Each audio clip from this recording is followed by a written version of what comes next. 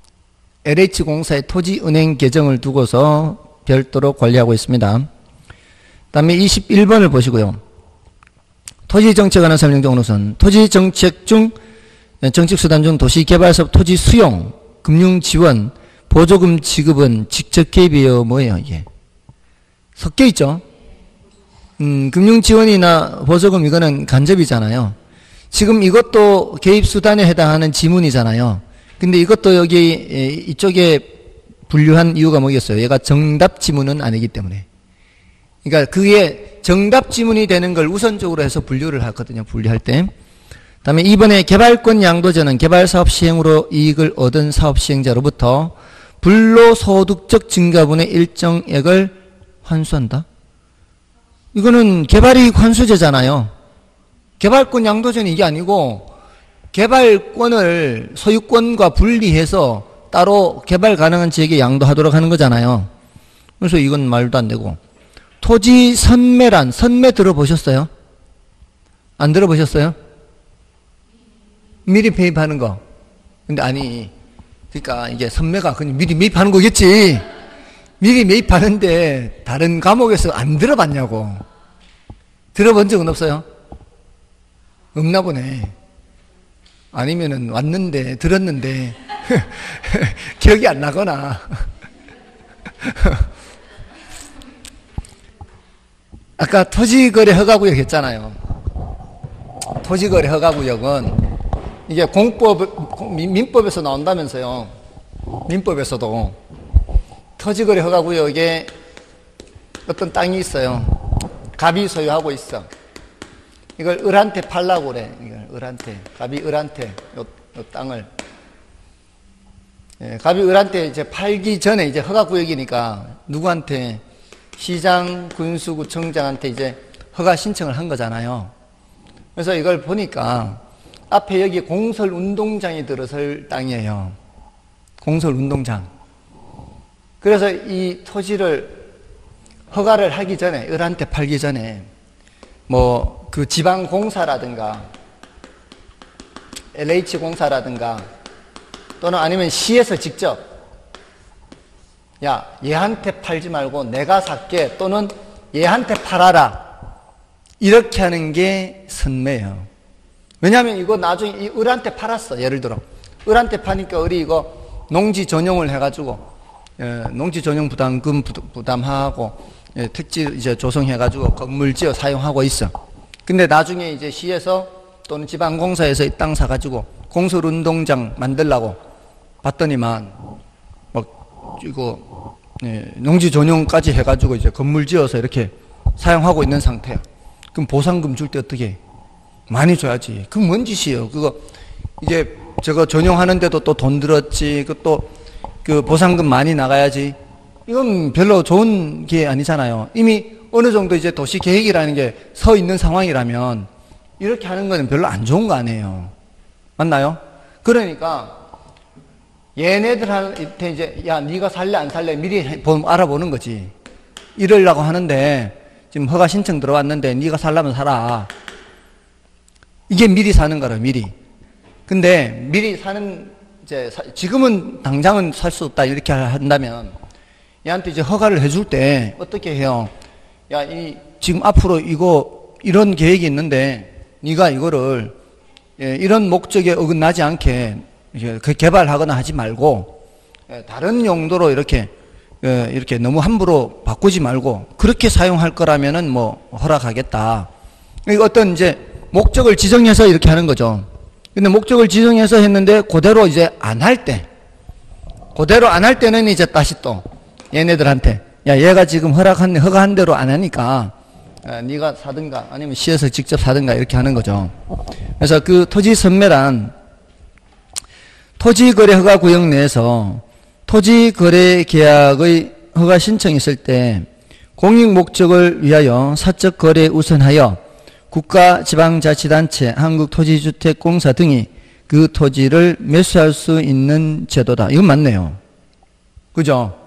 예, 선매는 맞아요. 만약에 그렇게 살 수도 있고 또는 이제 안 산다면은 이제 허가를 해줄 수도 있고 그럼 허가를 해주는데 조건을 달아서 허가를 해준단 말이에요. 근데 조건을 따랐는 대로 사용을 하지 않으면은 그때는 또 조건을 취소해서 이제 거래 허가를 취소해서 또 다른 선매자에게 사게 할 수도 있고. 됐나요? 다음에 이제 그 4번은 토지 적성 평가 제도는 앞에서 나왔었죠. 17번에 3번에도 있었고요. 그 토지 적성 평가 제도는 그 5번 지문을 보면 되네. 토지 적성 평가제는 5번 지문에 뭐라고 돼 있어요? 토지에 대한 개발과 보존에 문제가 발생했을 때 이를 합리적으로 조정하는 제도가 뭐예요? 토지 적성 평가 제도죠. 맞나요? 다음에 토지거래 허가제 4번 그래서 틀렸고 5번은 아까 토지거래 허가제 아까 어디서 하는 거예요? 지가 토지의 투기적인 거래가 성행하거나 토지, 지가 이런 말이 키워드라 그랬죠. 토지의 투기적인 거래가 성행하거나 지가가 급격히 상승하는 지역과 그러한 우려가 있는 지역에 대해 지정하는 게 뭐다? 토지거래 허가제입니다. 그래서 틀렸고요. 정답은 3번입니다. 다음에 22번은 토지정책에 관한 설명으로 틀린 것은 1번 개발부담금제는 개발사업의 시행으로 이익을 얻은 사업 시행자로부터 개발이익의 일정액을 환수하는 제도이다. 여기 있죠. 여기 지금 아까 어디죠? 21번에 2번. 21번에 2번. 개발사업의 시행으로 이익을 얻은 사업 시행자로부터 불로소득적 증가분의 일정을 환수하는 제도가 이게 개발부담금이지. 이거죠, 이거. 그러고 보니까 28회 때 나왔던 거를 표현만 바꿔서 그렇게 했네요. 옳은 지문으로. 그죠? 다음에 2번에 용도지역지구제는 토지이용 계획의 내용을 구현하는 법적 수단이다. 자, 요거는 앞에 15번이나 17번, 18번에 다 한 번씩 나왔어요. 15번, 17번, 18번에 다 나왔어요. 다 같은 맥락의 지문이에요. 15번에 2, 17번에 1, 18번에 1입니다. 다음에 개발권 양도제는 개발이 제한되는 지역의 토지 소유권에서 개발권을 분리하여 개발이 필요한 다른 지역의 개발권을 양도할 수 있도록 하는 제도이다. 맞죠? 다음에 4번 부동산 가격 공시 제도에 있어 개별 공시지가는 국토교통부 장관이 공시한다. 네, 알 바 아니다. 자, 일단 패스. 토지 비축 제도는 정부가 직접적으로 부동산 시장에 개입하는 정책 수단이다. 또 나왔죠? 직접 개입. 맞죠? 지금 이 4번 외에 나머지는 다 옳은 지문이거든요. 4번은 이제 저 뒤에서 할 거예요. 이제 마지막 주에. 네, 마지막 주에 하는데 지금 분류를 지금 여기다 해놨잖아요. 제가 문제를 분류할 때 기본 원칙이 뭔가 하면은 틀린 지문이 속하는 단원으로 분류하는 거예요. 틀린 지문, 틀린 지문이라기보다는 정답 지문. 정답 지문이 속하는 데다가 이렇게 분류하는 게 원칙. 자, 근데 그게 지문이 여러 가지 내용을 담고 있을 때에는 정답 지문으로 가는 게 원칙인데 지금 요거는 5개 지문 중에서 한 개 정답 지문은 저 뒤에가 있는 거고 나머지 4개 지문이 여기에요. 그러니까 분류하기가 좀 애매한 거죠. 정답 지문만 놓고 본다면 저 뒤로 분류해야 되고 나머지 4개가 다 여기 단원 여기 단원이니까 그래서 할 수 없이 이제 이쪽으로 한 거예요. 아까도 그런 게 있긴 있었어요. 그러니까 지금 정답 지문은 저 뒤에 가서 공부하는 거다 이 말이에요. 그게 뭔가 하면은 부동산 가격 공시제도예요. 여기서 살짝 한번 더 말씀드릴게요. 자, 11월, 12월 달에 했던 건데, 이거는 1, 2월 달에 안 했고요. 11월, 12월 달에 부동산 가격 공시제도에서 토지 가격 공시를 하고요. 주택 가격 공시를 하고요. 그 다음에 비주거용 부동산 가격을 공시를 한다라고 하고요. 토지 가격은 표준지 공시지가를 공시하고요. 개별 공시지가를 공시한다. 이렇게 했어요. 이 표준지 공시지가는 전국에 약 4천만 필지 중에 50만 필지를 샘플로 뽑아놨다 그랬어요. 대략 비율이 80분의 1이에요. 80개 필지 중에 한 개꼴로 다른 토지를 대표할 수 있는 토지를 선정해놨는데 그게 바로 표준지거든요. 근데 그 표준지에 대해서는 국토교통부 장관이 감정평가업자한테 의뢰를 해서 해요. 그래서 그 자료를 누구한테 주는 거예요? 시군구장한테 주면은 요 자료를 요거를 시군구장한테 보내줘요. 그리고 이제 토지가격 비준표라는 게 있어요. 요 표하고 요거를 이제 보내주면은 시군구장은 소속 공무원들한테 그 주변에 표준지 주변에 다른 토지 있죠. 그 다른 토지들을 이 공무원들한테 줘서 공무원들이 산정을 해요. 그러니까 일종의 이 나머지 토지잖아요. 50만 필지 외에. 그 나머지 토지 뒤치다거리 하는 거요. 뒤치다거리 하는 건 누가 한다고요? 시군구장이 한다고요. 근데 주택의 경우에는 단독주택과 공동주택으로 나눌 수가 있거든요. 단독주택은 워낙 천차만별이니까 표준주택과 개별주택으로 나누어요. 공동주택은 이미 표준화가 됐다고 봐요. 공동주택의 대표적인 게 뭐예요? 아파트잖아요. 아파트는 설계가 어떻게 들어가요? 네모박스 안에 현관문 열면은 바로 신발 벗는 데 나오고 이렇게 신발장 나오고, 이게 공동주택은 다 똑같지 않나요? 다 똑같아요. 그러니까 얘는 이미 표준화가 된 거예요. 표준화가 된 거는 뒤치다거리 할 필요 있어요, 없어요? 뒤치다거리 할 필요가 없어요. 뒤치다거리 하는 것만 누가 한다고요? 시중구장이 해요. 그럼 얘는 뒤치다거리 할 필요 없는 표준화가 이미 된 건 누가 하는 거예요? 국장이 하는 거예요, 국장이. 그러니까 이거 표준주택 국장이 하고요. 이거는 개별주택은 시군구장, 이거는 다시 국장. 이것도 질문해요, 우리 시험에서. 공동주택에 대하여 표준주택 및 개별주택으로 구분하여, 이러면 틀리는 거예요. 공동주택에 대하여 표준주택, 개별주택 이렇게 하면 틀린다고요. 그것도 질문한다고요. 이거는 굳이 그렇게 표준 개별로 구분할 필요가 없다 이 말이에요. 이거 2번 질문했어, 2번. 2번 질문해서 정답 지문으로 질문했어요. 자, 이렇게 하고, 그러면 비주거용 부동산 이런 거 구분 소유 대상이 되는 거. 이런 것도 비주거용 일반 부동산하고, 이건 천차만별인 거. 비주거용 집합부동산. 이런 것들은 이게 구분 소유되는 거. 이건 표준화된 거, 표준화 안 된 거. 표준화된 거. 이거는 표준화 안 된 거. 표준화 안 된 거는 표준 부동산과 개별 부동산으로 나누는 거죠. 예, 그 중에서 제 대표적인 걸 뽑는 거죠. 이건 또 누가 하고? 국장. 이거는 시군구장. 이제 패턴이 나오죠. 지금은 누가?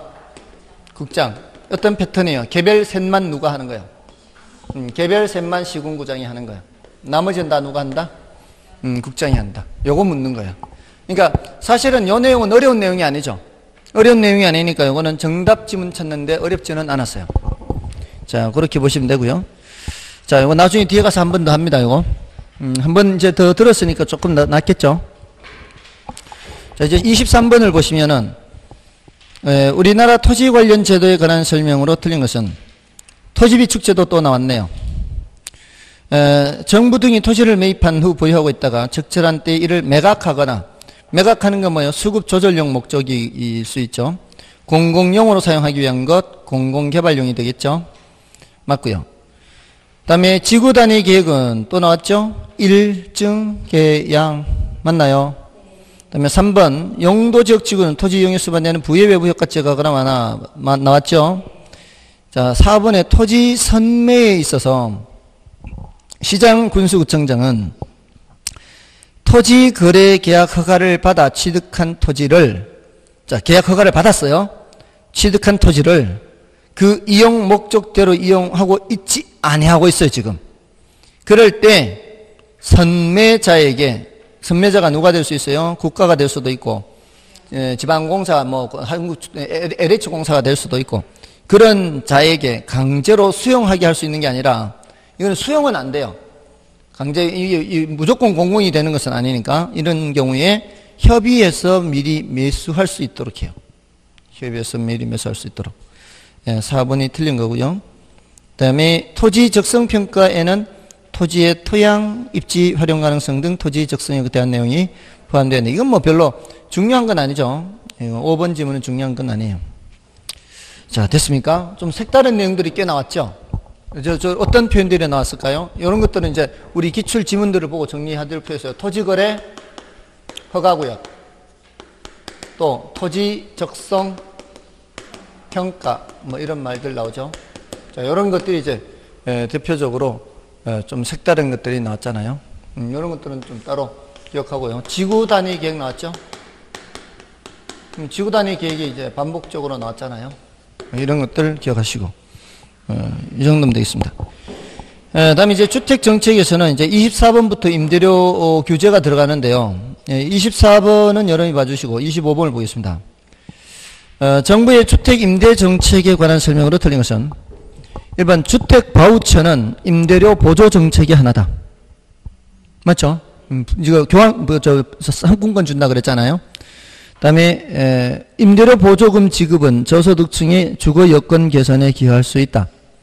맞죠? 임대료 규제는 장기적으로 민간 임대주택 공급을 위축시킬 우려가 있다. 맞죠? 이게 임대료를 규제한다는 거는 임대인 입장에서는 돈이 돼야 안 돼요? 임대인 입장에서는 돈이 안 되잖아요. 그러면 임대주택의 공급이 어떻게 돼요? 감소하겠죠? 근데 임대료 보조는 어떻게 되나요? 임대료를 보조하면은 임차인들이 수요를 증가시키는 과정에서 임대료가 올라가죠. 그럼 돈이 되죠. 그럼 장기적으로 공급이 증가하죠. 그럼 장기적으로 얘는 공급이 감소하게 되는데 얘는 장기적으로 공급이 증가하고. 됐나요? 자, 이렇게. 그다음에 정부의 규제 임대료가 균형 임대료보다 낮아야 저소득층의 주거비 부담 완화 효과를 기대할 수 있다. 맞나요? 지금 네, 딴 걸 보고 있죠. 지금 4번 지문이 지금 다른 4번 지문. 위에 4번 임대료 규제는 임대부동산을 질적으로 향상시키고 기존 세입자의 주거 이동을 촉진시킨다. 이 말도 안 되죠.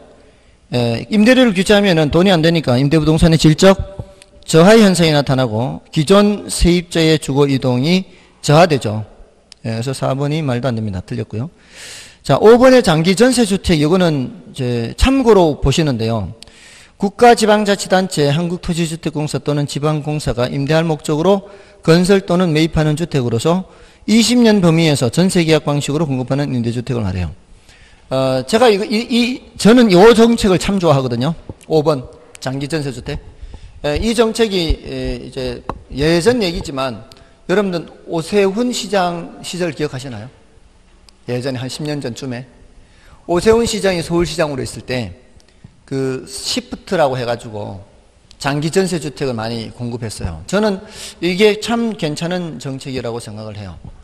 왜냐면은 이게 그 장기전세주택이 주변 시세의 한 80% 정도로 해주거든요. 주변 시세에. 근데 보금자리 주택이나 이런 것들은 분양주택이거든요. LH공사에서 지어서 분양하는 거예요. 근데 LH공사에서 지어서 분양할 때는 분양가가 싸잖아요. 주변 시세에 막 60%로 분양할 때도 있었어요. 이명박 정부 때. 주변 시세가 5억인데 3억에 분양해요. 그럼 당첨되면 뭐예요? 로또지, 로또. 이거는 무슨 정책인가 하면은 그 혜택을 한 사람한테 몰빵해 주는 거예요. 근데 그거를 보금자리 주택으로 하지 말고 주변 시세 80%로 이런 장기 전세 주택으로 하면 거기 들어와 사는 동안에 혜택을 보면서 돈을 모아서 나가면서 집을 사서 가면 되잖아요. 그러면 다른 사람이 또 들어와서 또 혜택 볼 수 있잖아요. 그러니까 장기 전세 주택은 혜택을 여러 사람한테 주는 방식이고, 보금자리 주택이나 이거 LH공사가 싸게 분양해서 분양해버리는 거는 한 사람한테 몰빵해서 주는 거잖아요. 어떤 게 나을 것 같아요? 여러 사람이 혜택 보는 게 낫지 않나요? 어차피 어렵게 사는 사람이 많은 상황이라면 한 사람한테 몰빵해서 이제 로또 당첨시켜 주듯이 그렇게 하는 것보다는 이게 더 좋다라고 생각하거든요. 그게 이게 이 장기전세 주택이에요. 20년 범위에서 20년이면은 충분하잖아, 사실은. 20년이면은 이제 자녀들이 성장해가지고 이제 독립할 정도 나이가 되니까 그러면 이제 작은 데로 옮겨도 되잖아요. 장기전세 주택인데 평수가 30평 넘는 거 많아요. 장기전세 주택인데. 그러니까 그 식구가 많아도 충분히 거주할 수 있어요. 자, 아무튼 그렇고요. 26번은 이제 여러분이 좀 봐주시고요. 그 비슷한 맥락의 문제니까 여러분이 봐주셔도 되겠고요. 다만 이제 27번은 중요도가 좀 낮아요. 왜냐면은 그 중요도가 낮은 이유가 지금 그 27번의 1번 지문 같이 뭐 주택법령상 분양가 상한제 적용 주택의 경우 분양가격은 택지비와 건축비로 구성된다. 자, 이런 구체적인 그 어떤 정책의 그 정부 정책의 내용을 우리가 일일이 다 공부할 수는 없는 거거든요. 거기에다가 5번 지문처럼 주택법령상 사업주체가 일반인에게 공급하는 공동주택 중 택지에서 공급하는 도시형 생활주택은 분양가 상한제를 적용하지 않거든요. 근데 이게 분양가 상한제를 도시형 생활주택에는 적용하는지 안 하는지를 이거 어떻게 일일이 이런 제도를 알겠어요. 이런 것들은 시사적인 문제예요. 그러니까 시사적인 문제니까 이런 게 있었구나라는 정도로만 하고 지나가시는 거예요. 별로 신경 쓰지 마시라고요. 아시겠죠? 그래서 28번을 보세요. 28번. 제가 이렇게 중요도가 낮다, 별로 신경 쓰지 마라 하는 거 아예 보지 마시고, 대신 아까 여러분이 풀어보세요 하는 건 풀어봐야 되는 거예요. 24번, 26번은 풀어봐야 되는 겁니다. 그 다음에 28번은 임대주택 정책에 관한 설명으로 틀린 것은 장기 공공임대주택 공급된대요. 그러면 공공부문이 시장 임대료보다 낮은 수준의 임대주택을 공급하는 것이다. 맞죠? 공공임대주택 공급, 여기에 나오면 어떻게 생각하라 그랬죠? 우리가 사는 옆 동네에 공공임대주택을 공급한다, 이렇게 한다 그랬죠? 우리가 사는 동네 임대료보다는 어떻게? 낮게 공급하는 거잖아요. 그렇게 여기서 맞고요. 그 다음에 임대료 규제가 또 나왔대요. 임대료 규제는 임대료에 대한 이중 가격을 형성시킬 우려가 있죠. 그러니까 암시장 임대료와 규제 임대료 이렇게. 그 다음에 규제 임대료가 시장 임대료보다 낮대요. 그러면은 돈 돼요, 안 돼요? 안 되니까 임대부동산 질적인 저하를 초래, 이건 앞에서도 나왔던 표현이죠. 맞고요. 그 다음에 임대료 보조 정책은 임차인의 임대료 부담을 줄여줄 수 있다. 맞는 말이고요. 그 다음에 임대료 상한제 실시는 임대주택에 대한 초과 공급을 발생시킨다. 이거 절대로 초과 공급은 있을 수가 없다 그랬죠. 초과 수요가 있으면 초과 수요가 있지, 초과 공급은 절대로 나타날 수가 없다. 그래서 5번이 틀렸습니다.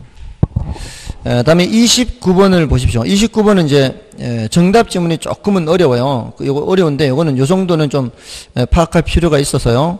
알 필요가 있는데 1번을 보시면은 정부가 임대료 상승을 균형가격 이하로 규제하면 단기적으로 임대주택의 공급량이 늘어나지 않기 때문에 임대료 규제 효과가 충분히 발휘되지 못한다. 임대료 규제나 분양가 규제는 단기적으로는 효과가 어느 정도는 있다 그러지 않았나요? 단기적으로만 시행하라 그랬잖아요. 임대료 규제나 분양가 규제는 장기적으로 하면은 안 되고 단기적으로는 된다 그랬죠. 그 이유가 뭐라 그랬어요? 임대료 규제나 분양가 규제를 하는 거는 시장 임대료보다 낮게 규제를 할 텐데 시간이 흘러가면 흘러갈수록 공급 물량은 줄고 수요량은 늘어나죠. 그래서 이게 물량이 줄었을 때는 여기까지 가격이 치솟아 올라갈 수 있는 거예요. 이거는 장기적으로 가면 그렇단 말이에요. 근데 단기적으로는 수량이 많이 줄어요, 많이 안 줄어요? 많이 안 줄어요. 얼마 안 줄어? 얼마 안 주면 초과 수요도 크지가 않아요. 이게 많이 줄면 많이 줄수록 초과 수요가 커지게 되는 거예요. 그러면은 많이 줄수록 이 차이, 음성적 지불 차이가 더 커지잖아요. 그러니까 단기적으로는 그렇게 크게 줄지 않아요. 얼마 안 돼. 부작용이 별로 없어요. 그럼 이걸 어떻게 해석해야 돼요? 단기적으로는 공급이 크게 감소한다, 크게 감소하지 않는다. 크게 감소하지 않는다, 단기적으로는. 그러니까 어느 정도 효과가 있는 거예요. 단기적으로 늘지 않기 때문에 효과가 없다가 아니고, 효과가 충분히 발휘되지 못한다가 아니고, 단기적으로 크게 감소하지 않기 때문에 어느 정도 효과가 있다라고 해야 되는 거죠. 됐나요? 근데 거기는 이제 반대로 얘기하고 있잖아요. 공급량이 늘어나지 않기 때문에 이게 아니고 뭐라고 바꿔야 돼요?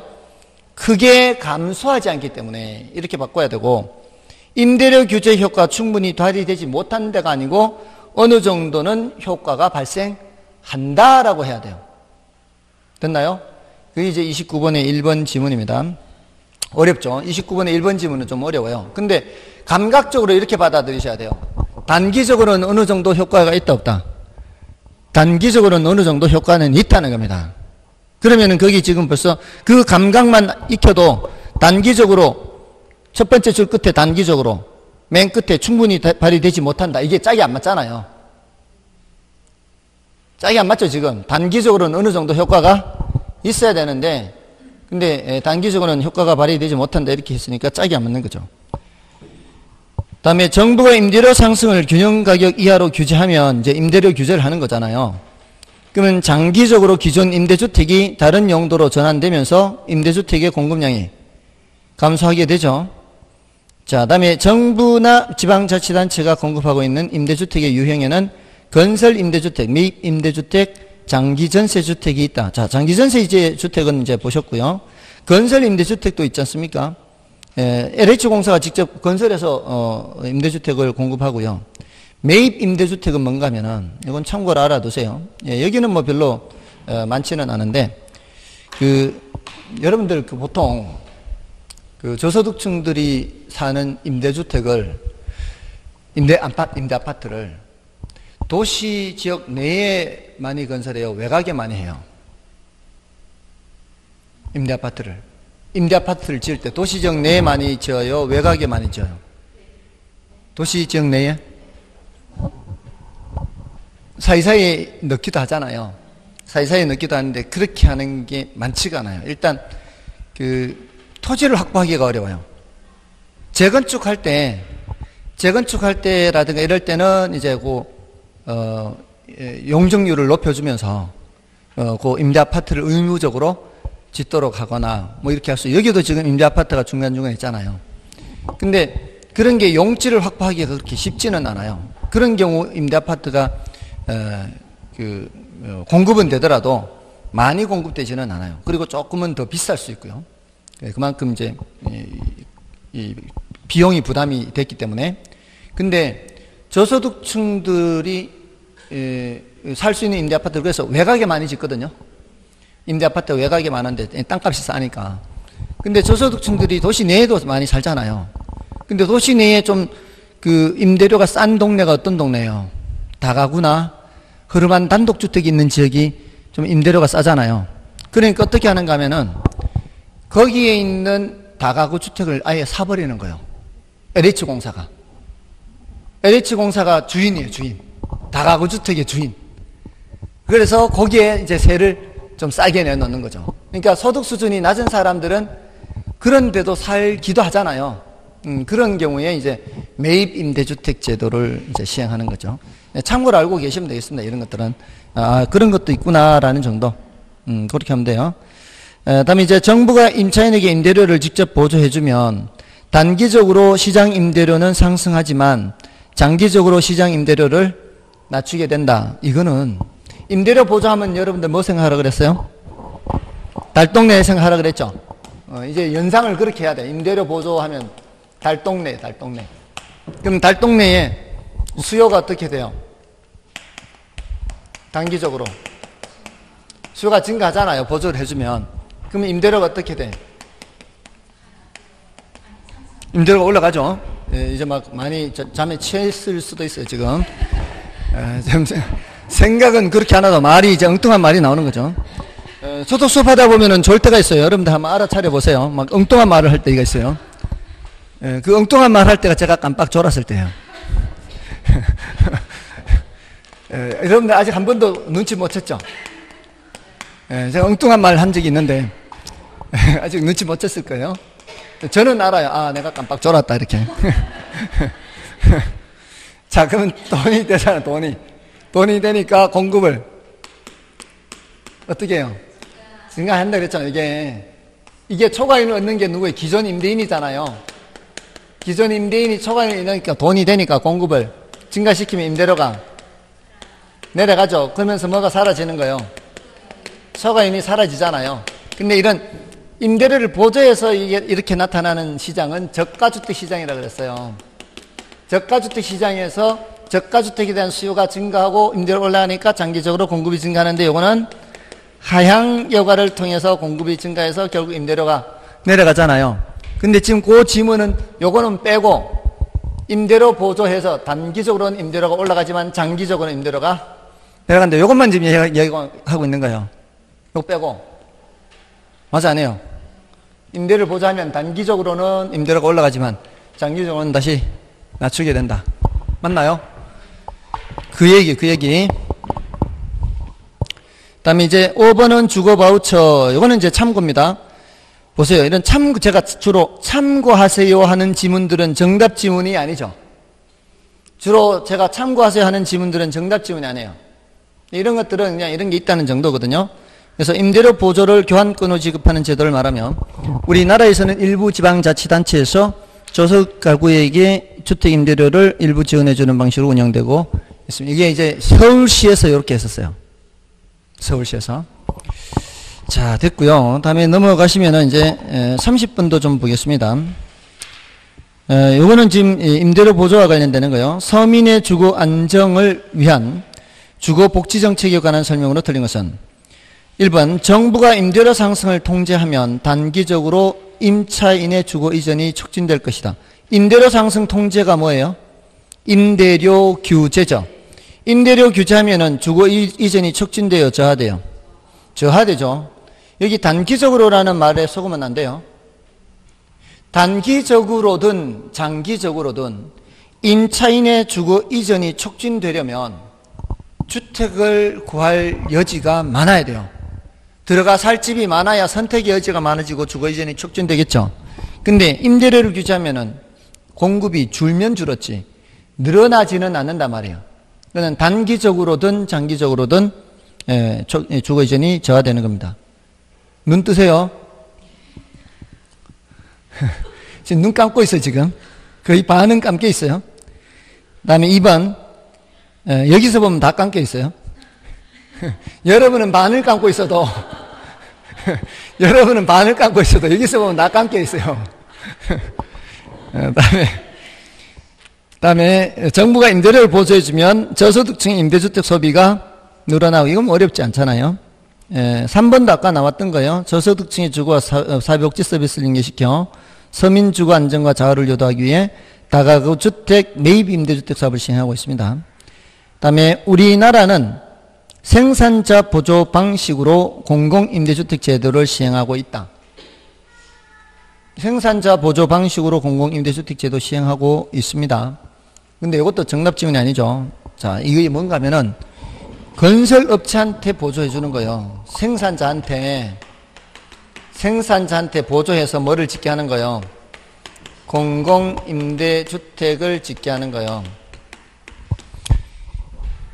이게 우리나라에서는 현재 시행하는 공공임대주택 제도가 LH공사에서 직접 짓는 것도 있고요.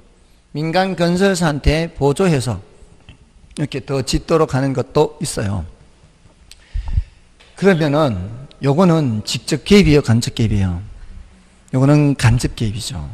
민간 건설사가 지으니까 보조를 해서. 그러니까 정부가 직접 하든 공적 자금이 투입된 거는 다 이렇게 불러요. 그러니까 요 앞에 붙은 말로 이제 구별을 하면 되죠. 그냥 공공임대주택 공급하면 무슨 개입인데? 직접 개입인데 생산자한테 보조한 것은 간접 개입이다. 이렇게 구별을 하면 되는 거예요. 자, 그럼 됐고요. 참고로 알고 계시면 되죠. 이런 것들이 있다는 거. 그 다음에 30번에 5번은 정부는 국민이 쾌적하고 살기 좋은 생활을 하기 위하여 필요한 최소 주거 기준을 갖추고 있다. 모르긴 몰라도 그러겠죠. 이런 거는 정부가 그러겠지라고 생각하면 되는 거예요. 이거는 앞에 15번에도 있어요. 15번에 1번 지문에도 있는데 이게요, 원래부터 있었지 않았어요. 이게 들어온 거는 한 10몇 년밖에 안 돼요. 원래는 우리는 1가구 1주택 목표 달성이 우선이었어요. 1가구 1주택 목표 달성한 게 이제 2000년대 들어와서예요. 그때서야 이제 비로소 이런 규정이 들어간 거예요. 최소 주거 기준이. 그런 참고로 알고 계시면 되겠죠. 뭐 1번이 이제 바로 틀린 지문이고 31번은 별로 중요하지 않아요. 이거는 그냥 지나가는 길에 본다 이렇게 참고예요. 참고. 그다음에 32번 임대료 보조 보셨습니다. 32번 임대료 보조. 저소득층에게 정부가 임대료 일부를 보조 맞고요. 저소득층의 실질소득을 증가 맞죠? 다른 조건이 같을 경우 임대주택 수요 증가죠. 다른 조건이 같을 경우 임대주택 공급 감소가 아니고 증가잖아요. 이거 수요 증가 공급 증가 되잖아요. 임대료를 보조하면은 장기적으로. 아까 임대료 규제는 말이에요. 임대료 규제는 장기적으로 공급이 감소하는데 임대료 보조는 장기적으로 공급이 증가하죠. 그래서 4번이 틀렸고요. 다음에 5번의 저소득층의 주택 문제를 해결하기 위한 정부의 무슨 개입이다?